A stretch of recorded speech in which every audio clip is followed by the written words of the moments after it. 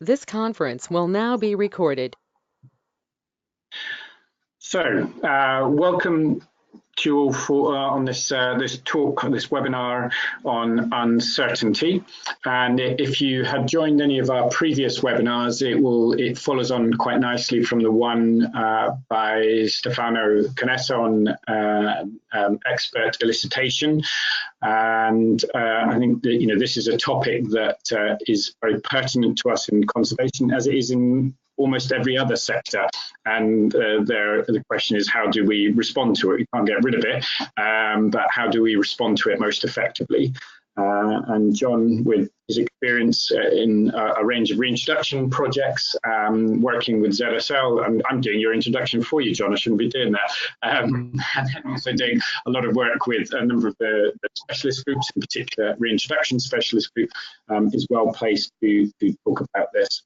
So, John, if I hand over to you, and perhaps you could turn your webcam on, do your introduction, which would be much better than my one, and then turn it off and get started. Okay, thank you very much, Jamie, and hello, everybody. So yes, as Jamie said, I'm a senior research fellow at the Zoological Society of London, and most of my work is focused on small population management or small population recovery, and it often involves some form of conservation translocation. So I do lots of management and research around reintroduction or reinforcement of populations. I'm a member of the Conservation Translocation Specialist Group, and have been for many years. Most recently, and Jamie's included in this as well, we've been developing some training around how we best implement the new reintroduction guidelines. Beyond that, most of my work is done down in New Zealand, and I'm currently the chair of a recovery group down there for hihi, which is an endemic, small endemic passerine of New Zealand. But have been getting increasingly engaged with groups working with conservation challenges on small populations around the world. I've got current projects in Mauritius and New Zealand, Australia, Mongolia, and most recently in Guam as well, with the Guam kingfisher. So a bit of experience and certainly have been frustrated by and challenged with uncertainty. So hopefully some stuff that I can share today might be of help to some of you. So that's my way of introduction.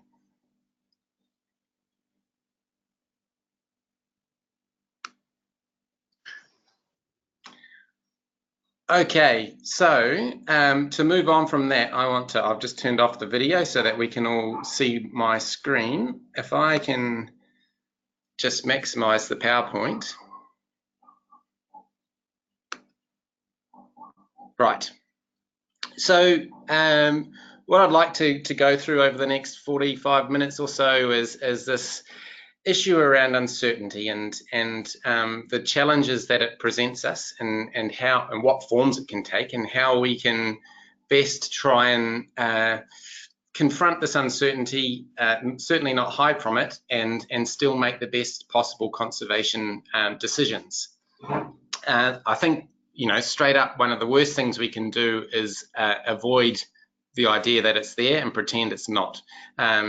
There are a lot of tools out there that we can draw on to help us navigate our way through uncertainty and still make very good conservation decisions, or focus on what learning we need to do to reduce that uncertainty, to make better decisions in the future. So that's what I want to touch on over the next little while. We'll be scratching the surface, but hopefully there's some stuff in here that you'll find interesting and maybe stimulate you to look further. Right, so I've structured it, as Jamie also mentioned, very similar to how Stefano Canessa did his one on expert elicitation. So hopefully lots of time for questions, and a kind of a logical flow through some introductory materials. Because my background is so focused on conservation translocations, I'll use that as my kind of conservation template, if you like. but the same principles apply to any conservation management decision that we might be facing. So I want to introduce what uncertainty is, why it matters, and in the first part of the presentation, really focus on these initial steps of confronting a conservation problem that we're trying to grapple with, and ensuring that we've got everything very clearly established and set before we even think about the biology or the science and the predictions of outcomes from conservation action. And I want to give one example of a group that I worked with where the uncertainty in that case was really a lack of clarity in what the problem was that they were trying to solve. We'll have a break for some questions and some thoughts around that aspect of uncertainty before moving on to looking at really, when we want to make intervene and undertake a conservation action, and we've got some uncertainty in the outcome, what will happen once we take that action. And then resulting from that uncertainty, this idea of risk and how we can cope and understand uncertainty and how we respond to it in terms of our risk attitude. And the tool that I'd like to introduce in the webinar today focused on that component is this idea of using decision trees. So that'll be in the middle component of the talk. We can stop and have some questions at that point about what decision trees are and how they work, and then move on to the final little bit around understanding our own risk attitudes, or importantly, the risk attitudes of the people that are making the important conservation decisions, and how this influences what the best choice is that we could make. And I'll do that using an example, and then we can round out with some final comments, some recommended reading and final questions. I hope that's going to be okay with everybody. Okay, so what is uncertainty? Effectively, uncertainty is our inability to precisely express elements of the conservation problem that we're trying to solve. So for me, these are often conservation translocations. And in my world of understanding uncertainty, they kind of take broadly three different forms.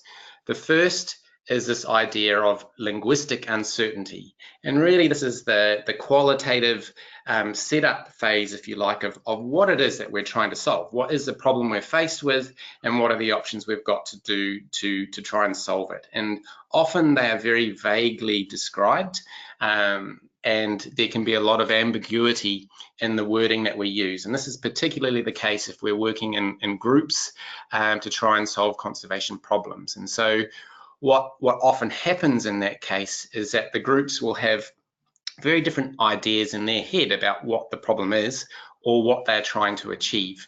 And so the conversations can either quickly end up in arguments or at least in a state of confusion, because people are talking apples and oranges, if you like.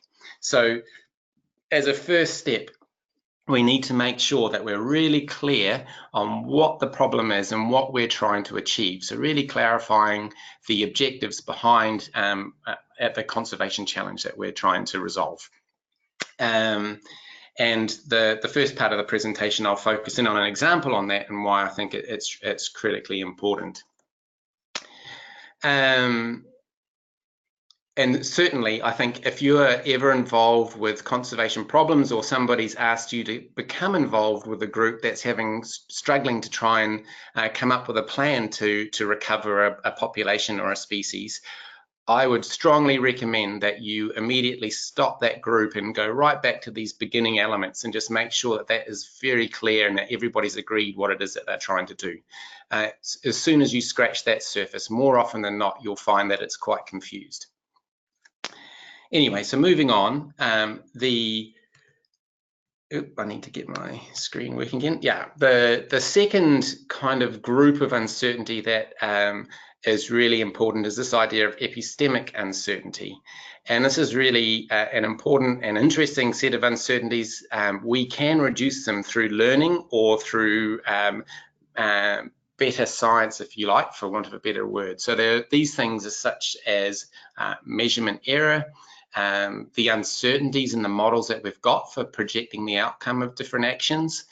This uncertainty can be parametric, i.e. the things that we're measuring, the elements in that model that we're measuring, we will never know with certainty. If I've got an example, it could be if we're projecting the future of a population, we may want to put in some estimates of adult survival. In most cases, what you'll have is a mean adult survival and some distribution around that mean, which captures the uncertainty. They could be confidence intervals, they could be standard errors or standard deviations. So we've got a range of values that that particular parameter could take, and this is a distribution of uncertainty. There's also this idea of structural uncertainty, where in fact we have different hypotheses about how our population or how our system is operating. As an example of that, I could think of a small island population which is declining, and I don't know why that population is declining, but I've got some different hypotheses. And one might be that there's some non-native invasive predator that I haven't recognized, which is causing the population decline. It could be that the habitat's degraded and there's not enough natural food. And so these are different distinct hypotheses about how that system operates. Of course, it could be a combination of those two things as well.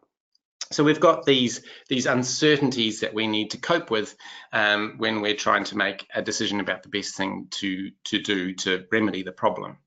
And of course, in most of the conservation challenges we face, we often rely on subjective judgments by experts, you know, ourselves being experts in the particular species that we're passionate about trying to save.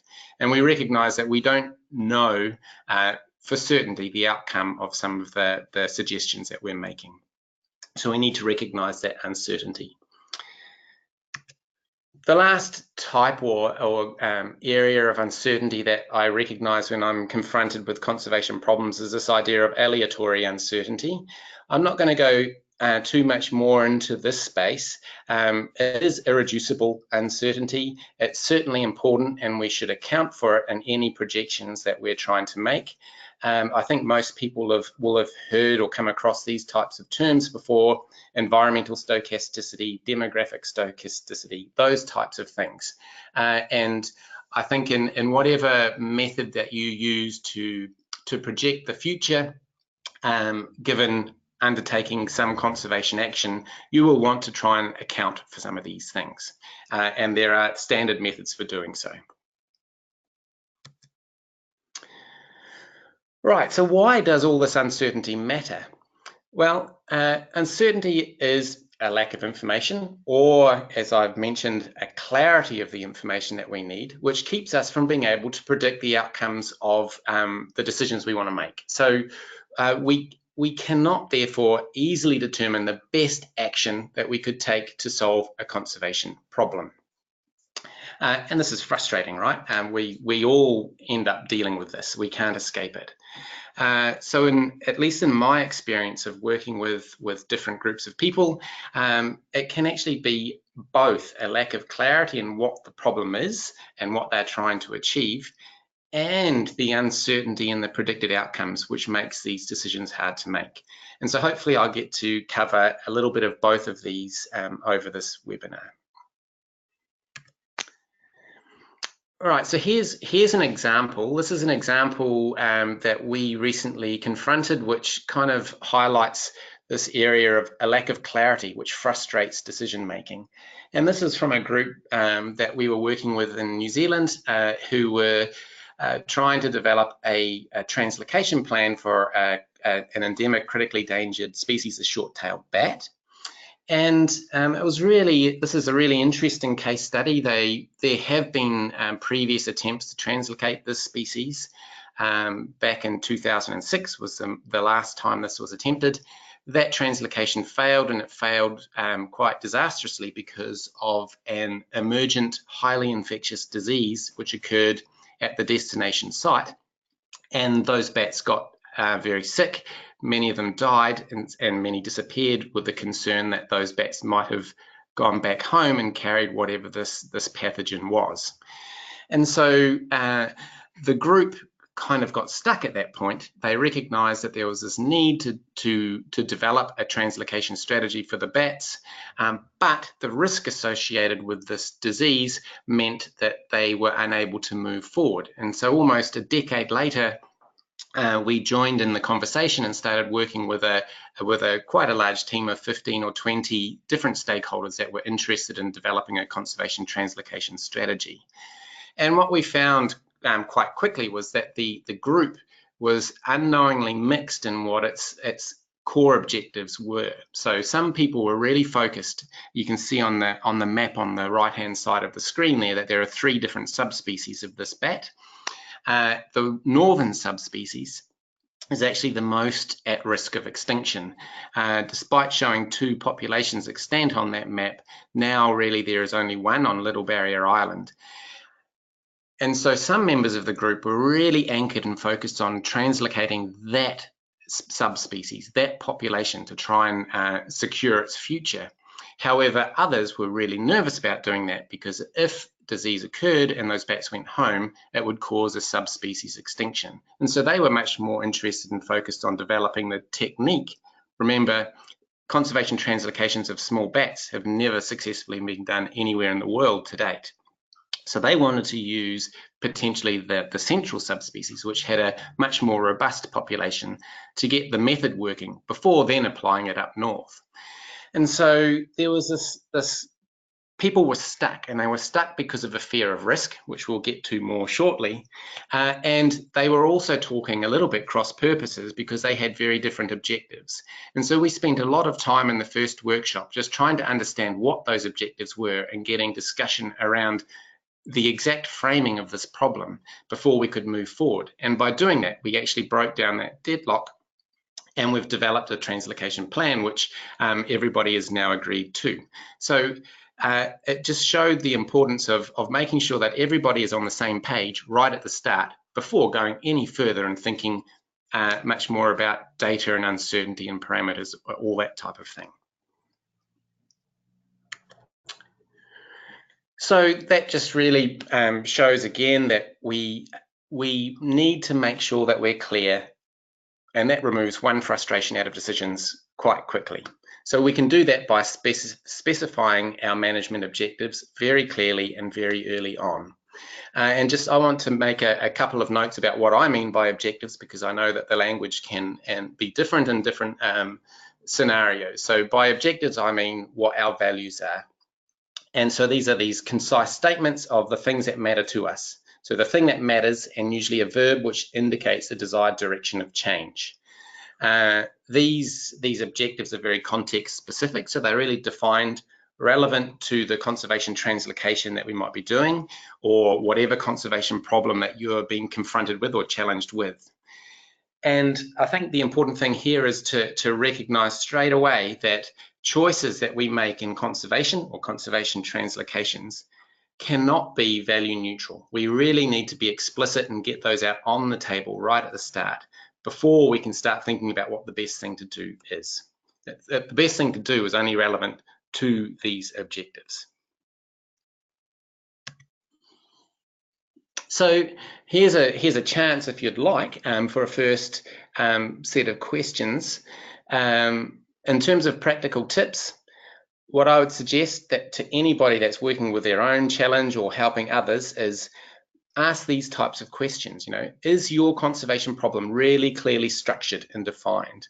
What is the exact conservation decision that you're trying to make? What are your objectives? What are you trying to achieve, or what is the group trying to achieve?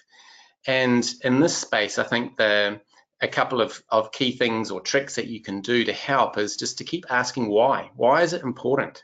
What am I trying to do? Why is this important? Why is this thing really important to me?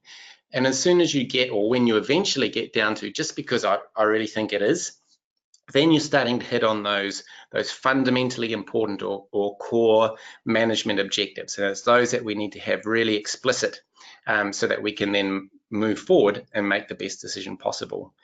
When it comes, similarly, when it comes to risk, you know, what am I really worried about happening?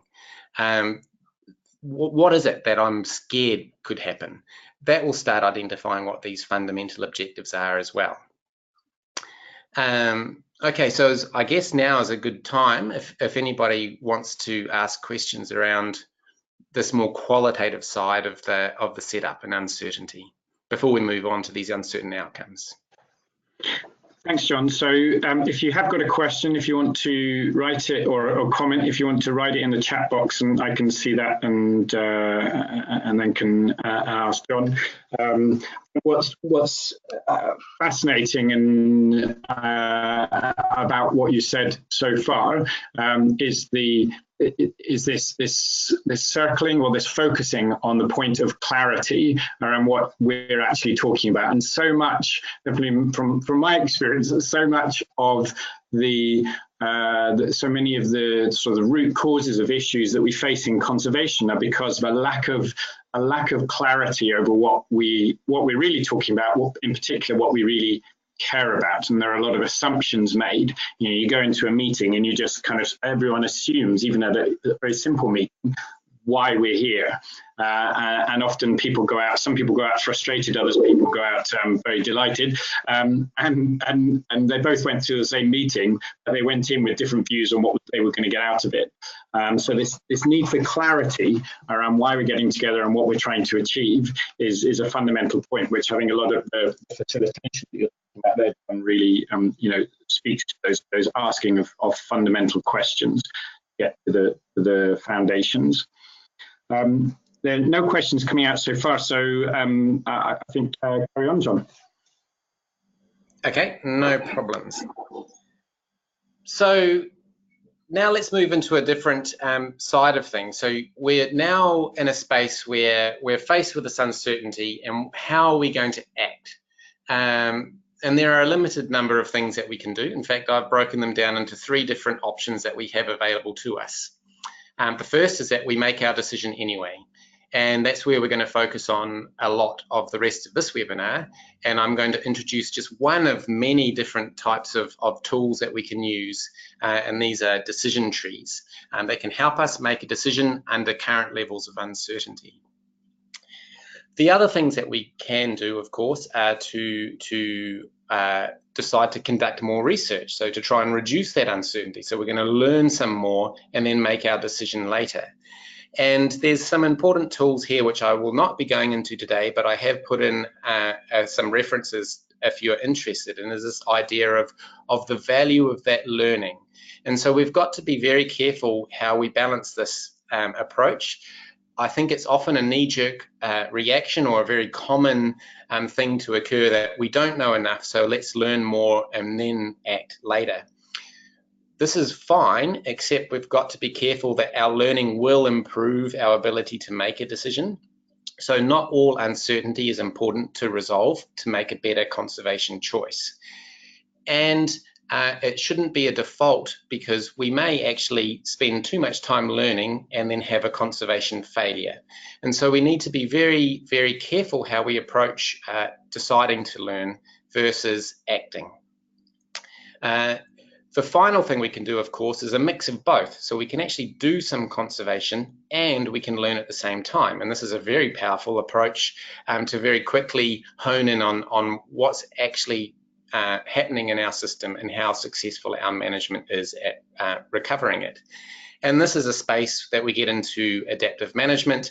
And again, I don't have time to go into too much of that in this webinar, but I've provided some references and helpful introductory reading at the end of this PowerPoint.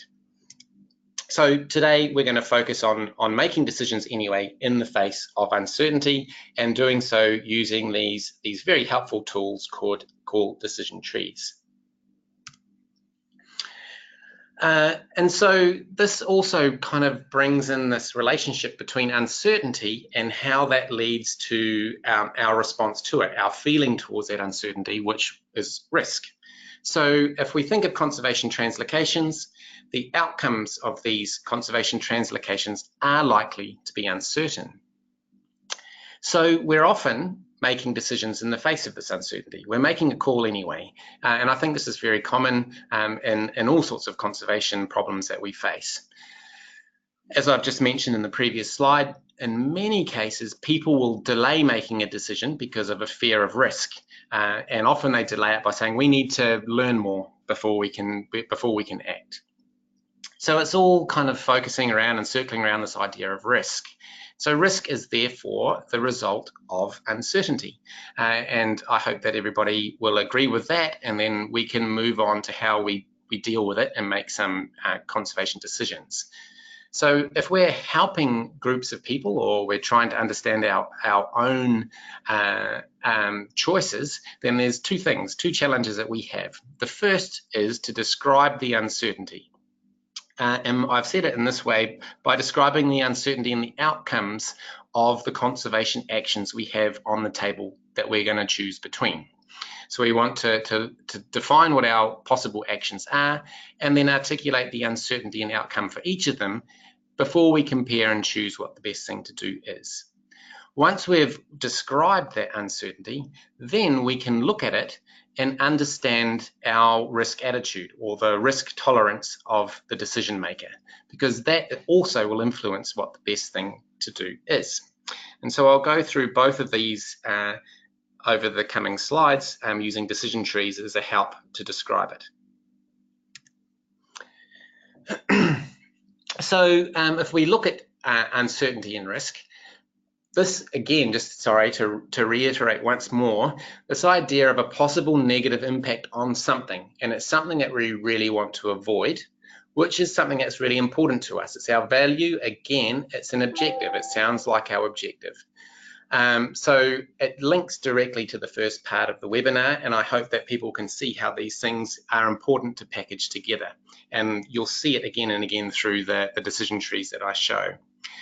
If you look at the IUCN's guidelines for reintroductions and other conservation translocations, they have actually specified a number of prominent risks which people will confront when they're dealing with conservation translocations. And so they are within that document. There are 6 main risks which they have suggested, including risks to the source population, ecological risks, disease risks, invasion risks, gene escape risks, and socio-economic risks. So these all reflect multiple different objectives which people are concerned about when undertaking conservation translocations.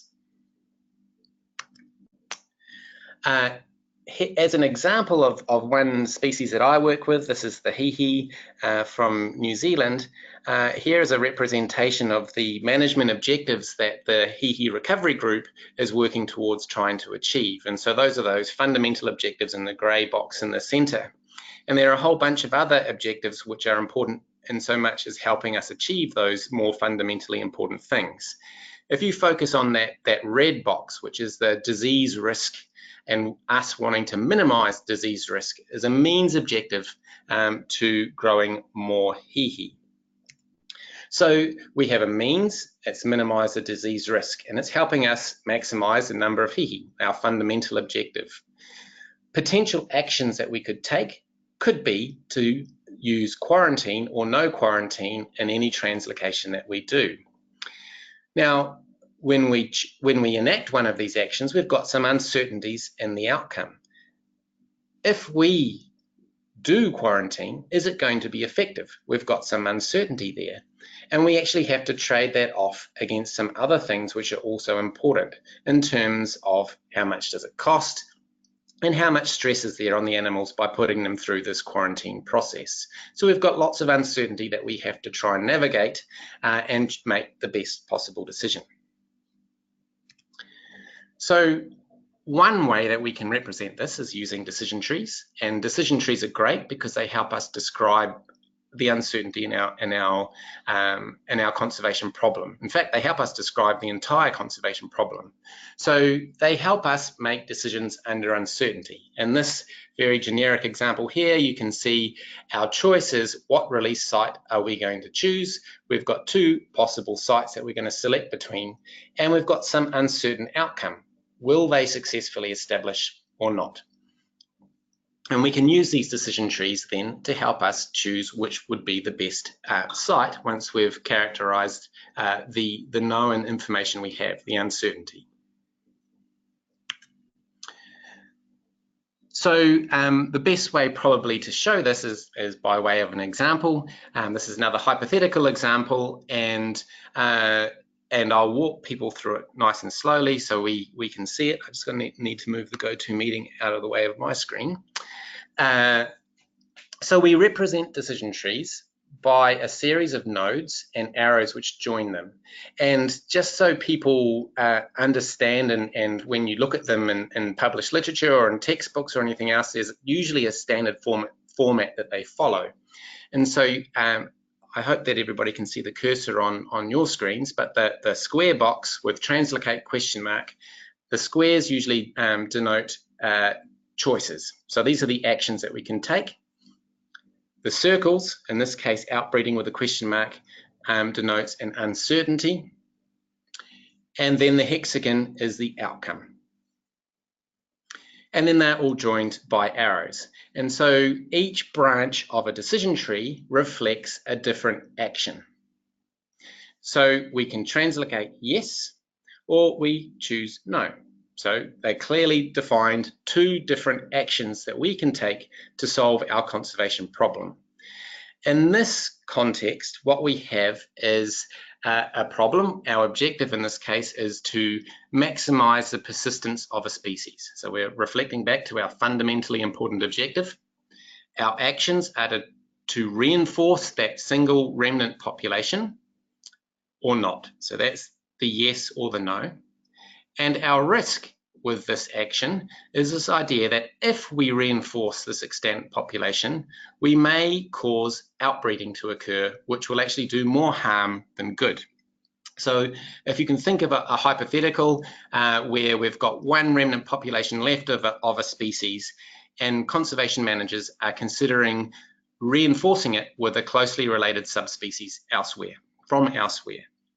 And of course, when that happens, we may end up rescuing the population. So the individuals come in, everything works really well, and the population does better. So this would be, yes, we translocate, no, there is no outbreeding depression, and we end up with a larger population at lower risk, with a probability here of persistence of 80%. These numbers are all made up, hypothetical example.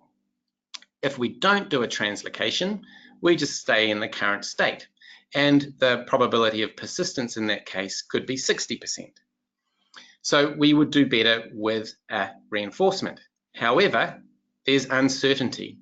There's a chance that by reinforcing the population, we cause outbreeding depression. So things go horribly wrong, and we end up with lower fitness and a probability of persistence which crashes down to only 10%. So this represents the uncertainty in undertaking the reinforcement. So what should we do? This decision tree articulates our problem very nicely. We've got our objective, which is probability of persistence. We've got our actions, and we've got our uncertainty. Now, one way that we can solve this decision tree is to calculate what we call the expected value. So on average, what the outcome will be in terms of probability of persistence for each of these branches, each of these actions. And so to do that, we have to multiply the probability of persistence, the outcome, by the probability that it occurs. And then we add that together for each branch. So I'll show you this here. Oops, I need to click onto the slide. Here we go. So we know under uncertainty that we could get outbreeding depression occurring with a probability of 0.2. And if that happened, we would have 10% persistence. So our expected value is 0.2 times 10 plus 0.8. Oops, let me go back. 0.8 times 80. So it's the probability of the outcome times the outcome. And we add that together for each branch. So this solves this one branch. Down here, we've got no uncertainty. We know if we don't do a translocation, we've got no risk of outbreeding. So our expected value is 60% times 1. There's only one thing that happens here. Up here, we've got the two branches, so we add those two together. The expected value, which is the average outcome under this uncertainty, tells us that we have a higher average probability of persistence if we do a reinforcement than if we didn't. So in this sense, given the current uncertainty, the best thing to do is do the conservation reinforcement. One thing that I wanted to note, which my slides skipped to just before, is that for every uncertainty node, the branches which come out of it, the probabilities must sum to 1. So it's a practical note that you should all have in mind, is that those probabilities have to sum to 1. And you know, that was a hypothetical case, but it is actually something that I'm recently been confronted with. I'm working with a group in New Zealand now on New Zealand fairy tern or tara iti. Currently, there are only 6 or 7 to 9 breeding females left of this species in New Zealand. So it's New Zealand's rarest breeding bird. And one of the conservation actions which has been suggested is to bring in some Australian fairy terns, a different subspecies, to rescue the population. And so the context is actually very real, and we're grappling with that now to understand whether that might or might not be a good conservation action to take. So again, you know, that was a rushed introduction to what a decision tree is and looks like. Some practical tips for them. You know, one of the most useful benefits of constructing these types of diagrams is that it really helps to clarify our thinking about the decisions. So we have to be clear on what our objectives are. We really have to be clear on the different actions that we can take. We summarize the predictions from the outcomes of those actions, and this represents our uncertainty. We can use them, like we just did in that example, to calculate the expected value or the mean outcome. And if at its most simple sense, we can use it to maximize the chance of a desired outcome, the best thing that we can possibly do. The other good things that I like about decision trees is it allows you, once you've got that structure in place, you can start looking at changing the utilities or the probabilities that you put in that tree to show how this actually affects the decision that you would make. So it's a type of sensitivity analysis, if you like. So you can find out how much you actually have to learn or change your probabilities before it would change the choice that you would make. So it allows you to help understand how much learning you might need.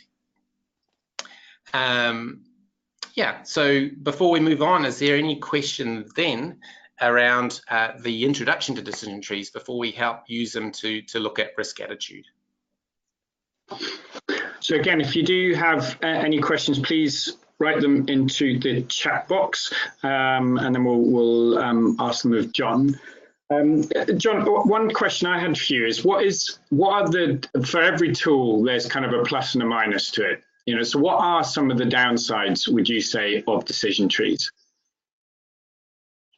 Or sort of, I think, yes. So one of the things that these decision trees are great at doing is helping articulate problems with very clear, distinctive actions that you can take. And they're best designed for when you've got a single objective that you're trying to solve. So when you've got multiple different objectives that you're trying to balance across, decision trees are more complicated. You need to either combine all those objectives into a single way of articulating the satisfaction that you get from different management actions, or you do a whole series of decision trees and then have to combine them later. And I think we'll come back to it with some suggested reading, but when you've got a distribution of uncertainty around a parameter estimate, then the decision trees get more complicated to interpret. And again, you just need to add it to additional information to help there. Thanks for that. There's a question from Nubara. They're asking, how do you decide the probability coefficients of outcomes? I'm hoping so that. the probability those numbers in that previous example were completely arbitrary. We made them up for the purpose of the example. That's where your science and your data come in. So if you've got some information about your species or your population, that's where you put in the data from those studies. If you've got nothing, that's where you could draw on some of the tools that Stefano Canessa introduced in one of the previous webinars about using expert knowledge to obtain them. Yeah. You know, at the worst, you have absolutely no knowledge, and your probabilities might be the same as flipping a coin, so 0.5 and 0.5. In many cases, actually, the experts that we have that know the species that we're working with will be more knowledgeable than completely random. So it's making the best use of information from the experts, using those expert elicitation tools to provide the probabilities and the outcomes into the decision tree. And this characterizes the current state of uncertainty. So it really, all it's doing is saying, what do you really know, and put it in here. So we can't pretend, and we're not hiding away from the uncertainty. Nur Bahar, apologies if I'm pronouncing your name incorrectly, but there's a previous webinar. All of these webinars are recorded, and when we can give you access to it if you want to email us, so that you can listen to that one on expert elicitation. Thanks for that, John. I think we can carry on. Okay. Oh, sorry, actually, one just coming from Richard.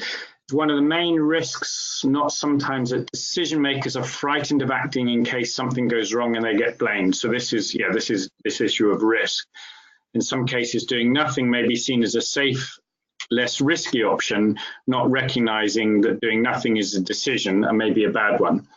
Do you agree? And I presume you'd say absolutely it is a decision, but what this is doing is trying to flush out the kind of the rationale and agreement around that decision to do nothing, which will be affected by your comfort with risk.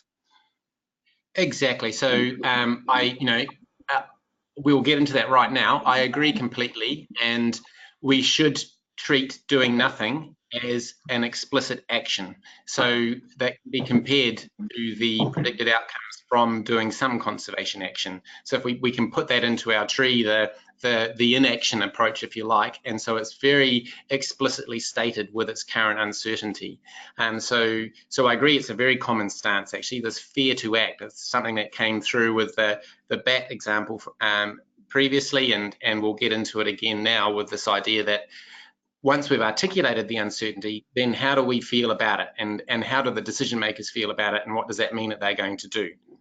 And so I'll move on, and we can come back to that question at the end if I have or haven't answered it. So we've got this idea, we've got our decision trees. Now, how do we use that, or how does it get influenced by this idea of risk attitude? So I talked about expected values, which are these average outcomes. And this is considered a risk neutral approach to making decisions in the face of uncertainty. But as was just pointed out, we're not always risk neutral. And I'm going to introduce two different ideas here, and there might be more nuanced differences as well, but one being risk averse and one being risk seeking. So risk averse is quite often the standpoint that we have in conservation. And, you know, the formal definition of it, if you like, is that we would trade a gamble for a sure amount that is less than the expected value of that gamble. Sounds complicated, but really a good way of thinking about it is buying insurance. You know, we often are happy to spend money buying insurance, even though if we calculated the expected value, we would, on average, do better by not buying insurance.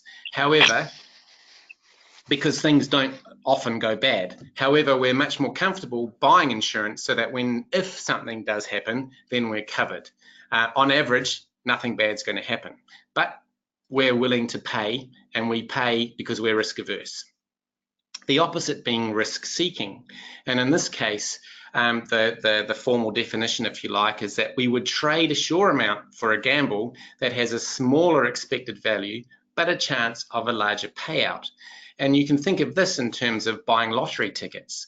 And so, most sensible people would agree that on average, you'll make more money if you don't waste it on buying lottery tickets. However, we are willing to buy lottery tickets because if we're really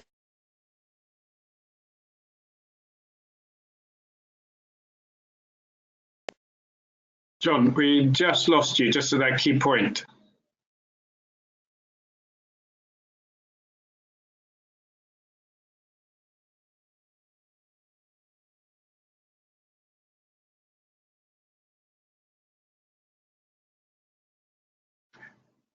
Am I the only one who can't hear? Can you not hear me? I can hear you again now. Okay, how much of that did you miss? Just your voice started to go up, and at that point, the computer couldn't take it. So it was only the last 30 seconds. Okay, yeah, I had a sign come up saying the internet connection was started to drop. So hopefully that's a thing in the past. So we've got well, we can be risk neutral, we could be risk averse, or we could be risk seeking. Right. So how do we use our decision trees to show what the best decision would be depending on our attitude towards risk? And there are different ways that we can do it, and I'm going to walk through it by another example. So we've seen how we calculate expected value. If we're risk averse, we could use a technique called selecting the maxi-min, or choosing, so if we're risk averse, what we will likely do, rationally do, is choose the option, the action that has the highest minimum outcome. So of the worst possible things that could happen, we will select the action that gives us the best of those worst outcomes. And the opposite is also true if we're risk seeking. The only thing that we'll be interested in is trying to select the action which gives us the highest possible outcome. So let's look at it, and let's look at it with a translocation of yellow-bellied toads in Italy, and the idea that we might be able to mitigate for disease risks, and this is a chytrid example. Right, so here's the example. I'll go quickly through the goal statement. This presentation will be available, so you can read it at your leisure later if you like. So we've got the yellow-bellied toad. It's declined dramatically across Italy, and there is a conservation plan being developed to do a translocation. That there's a risk, however, that the source population could carry chytrid fungus, and that this might cause mortality in the species. And so individuals would be sourced from these extant populations where chytrid may or may not be present, or it may arrive in the future. And so we need to just think about our translocation plan, and we need to undertake a risk assessment to determine the risk of introducing chytrid to the release site and identify whether mitigation would help reduce that risk. And so, and the information will be used by the regional park to decide how to go about that translocation and whether to. So again, we can see that we've got a clear objective here, which is associated with the persistence of the species. We're going to measure it as a probability of persistence over some time frame. Here it's 30 years. And we want to make do the action which maximizes this probability of persistence. The actions on the table that we can choose between is no action, so don't do the translocation. We could translocate tadpoles, or we could translocate subadults. And we could do either of those translocations with some type of mitigation. And our big risk or uncertainty here is this idea of disease, so chytrid. And just like we did before, we can summarize the current state of knowledge, the science that we have, the information in the literature, or from expert elicitation of a range of experts. And we have got these probabilities of outcome and probability of outbreak from disease. So in this table, you can see the actions we've got: no translocation, release of subadults with some mitigation, so quarantine in this case. We could release tadpoles, and we could release tadpoles and also do mitigation for quarantine. Given any of those actions, we've got a probability of disease outbreak at the release site. Obviously, if we don't do a translocation, we've got no probability of disease outbreak. And then we've got our outcome, which is this persistence objective. And we've got different probabilities of persistence if we have an outbreak and if we don't. So from that, we can build a decision tree, just like we did in the outbreeding depression example. And to walk people through it, we've got which action are we going to take? What's our decision? No translocation, translocating subadults, or translocating tadpoles. Within the translocation options, we've also got a second decision about whether we do some mitigation, which in this case is quarantine. So for example, we could translocate subadults and we could choose to do quarantine. Or we could translocate subadults and choose not to do quarantine. In all of these actions, we've got the risk, the uncertainty, which is whether chytrid, there'll be an outbreak of chytrid at that release site. And so the uncertainty is yes, there will be an outbreak, or no, there won't. And using the information that comes from the science or the expert knowledge that we have, we can then fill in the decision tree with the numbers that we need to calculate the outcomes. So if I walk through a couple of examples of this tree for want of time, if we do no translocation, what's the probability that there will be a chytrid outbreak? If we go back up to our summary data, we see that with no translocation, there's no probability of an outbreak. So the probability is 0. What's the probability? And the outcome will be 0, right? Because there's no persistence, there's no species, there's no population at the site. If we do, if there is I've got myself confused. If there is a chytrid outbreak, then the probability of persistence is 0. So it's disastrous. If there's no chytrid outbreak, then the probability of persistence is 0.2. So if we work through another branch of the table just to show it, well, actually maybe I'll jump to the next slide so we can see what happens. So we can then solve the decision tree, right? So we solve it just like we solved for the outbreeding depression tree. We know it's the probability times the outcome plus the probability times the outcome for each of the decision branches. So in this case, 0 times 0 is 0, plus 1 times 0.2. The expected value is 0.2. If I jump down the decision tree to our winning action, which I've highlighted in green, so you can see, if we translocate tadpoles and we do quarantine, then the probabilities become 0.2 times 0.05 plus 0.8 times 0.75 to give this value. So if we use expected value and we solve it across the tree, then the highest expected value, the highest probability of persistence, is if we translocated tadpoles and we did some quarantine, so we mitigated. And so that's the risk neutral solution under current uncertainty. If we then look at different types of risk attitude, we can see where the decision might be different. The best choice will change.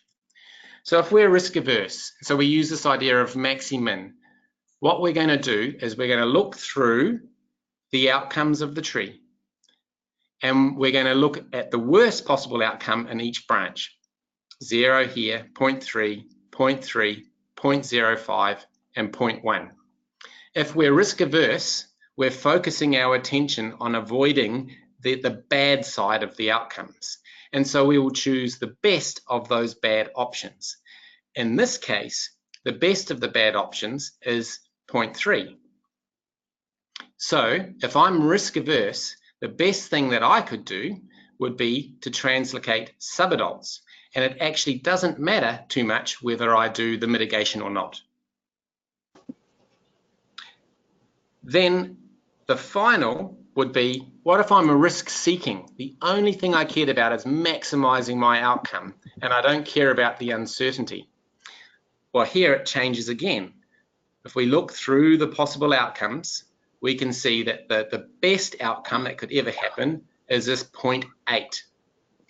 So if I'm a risk-seeking decision maker, what I would be doing is suggesting translocating tadpoles, not doing any mitigation, and that would be the optimal choice for me as a risk-seeking conservation manager. So I hope that this can kind of show that you can articulate all of the uncertainty to the best of your ability, and then you need to recognize the subjective response or tolerance that you have to risk and how influential that can also be in terms of justifying the conservation action that you would select. And you need to look at both of those elements to understand the conservation choices that you're going to make. Are you risk neutral and going for expected value? Are you risk averse and going for something like maxi-min? Or are you risk seeking and going for the greatest possible reward using something like this maxi-max? And there are other ways of articulating and solving or understanding your risk tolerance, but these are three simple and broadly contrasting approaches. So as just some final practical tips on that, risk is a risk to something. So it's really reflecting our objectives, which are our values, right? So we need to be really clear about it so that people understand why we're making the choices we are. We also need to recognize that this includes both science, so quantifying that uncertainty, and values, how we're responding to it. We need to make sure we deal with both, but we have to keep them clearly separate. Don't conflate them. You need to understand, therefore, if you're making these decisions, whether you're risk seeking, you're risk neutral, or you're risk averse. And, as a slight warning here, it's not often fair just to say that you have a broad statement of principle on this. It's not that we're always risk averse. It will be context dependent, and we need to be really explicit on a case-by-case basis. And then you need to really understand whether this uncertainty at all matters. You need to be really realistic. It's like, will changing this level of uncertainty change what I would do? Or am I happy that I can act now? I think we're running quite late on time. So some suggested reading. I've put some suggested reading in here, and I've broken it down by subject. And so please feel free to go and have a look at some of this stuff. It's good introductory material, which will point you in lots of different directions about specifying your objectives and the importance of those objectives to management decision making, about decision trees, if we've got distributions of uncertainty and risk, which Jamie was talking about a little bit briefly before when we were asking about decision trees, then there's some extra work there where we can add additional helpful tools, if you like. Learning and deciding to learn, and this idea of value of information, which we haven't covered but is really important, and also about this idea of adaptive management. And again, those reading materials should help give a nice introduction to them, and will build on some of the materials that we've covered today. And then just finally, thank you for listening, but also if any of this is interesting and you want more time or want to learn more, much of this material was originally developed for a training course that Jamie and I and others are involved in with the Conservation Translocation Specialist Group, and we're running an in-person course each year, and this year it's in early July in Costa Rica, and the registration is now open. And if you're interested, then check out that registration page or reach out to Jamie and or myself, and we'll be happy to provide more information. Otherwise, thank you for listening. Hopefully you found it interesting.